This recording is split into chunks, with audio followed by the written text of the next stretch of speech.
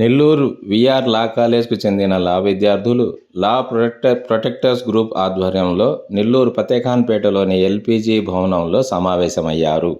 తమ ద్వితీయ సమావేశం సందర్భంగా పెద్ద సంఖ్యలో లా విద్యార్థులు ఈ సమావేశానికి హాజరయ్యారు. లా ప్రొటెక్టర్స్ గ్రూప్కు చెందిన పర్వేజ్ షేక్ అధ్యక్షతలో ఈ సమావేశం జరిగింది.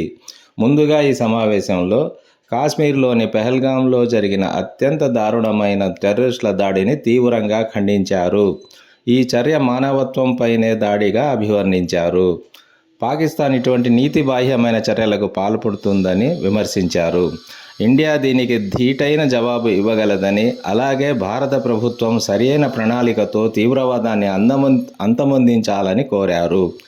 ఈ సమావేశంలో ప్రత్యేక అజెండాగా కళాశాలలోని సీనియర్ విద్యార్థులు జూనియర్ విద్యార్థులకు అనేక సూచనలు, సలహాలు ఇచ్చారు.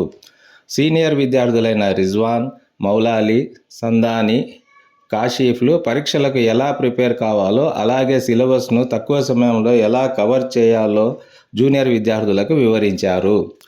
అలాగే సీనియర్ విద్యార్థులైన షబ్బీర్, జావేద్లు వ్యక్తిత్వ వికాసం ఎలా పెంపొందించుకోవాలో వివరించారు.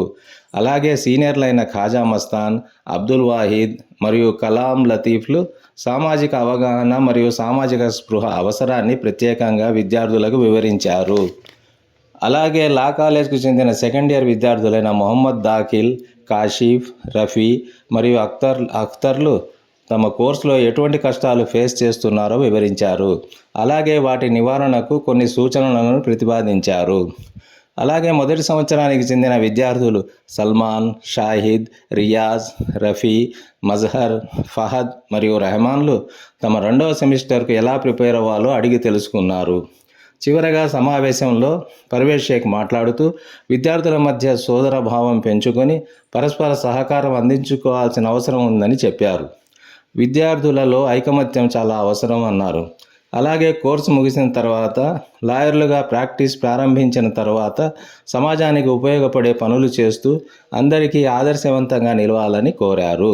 ఈ సమావేశానికి పెద్ద సంఖ్యలో హాజరై విజయవంతం చేసిన లా కాలేజ్ విద్యార్థులకు ధన్యవాదాలు చెప్పారు.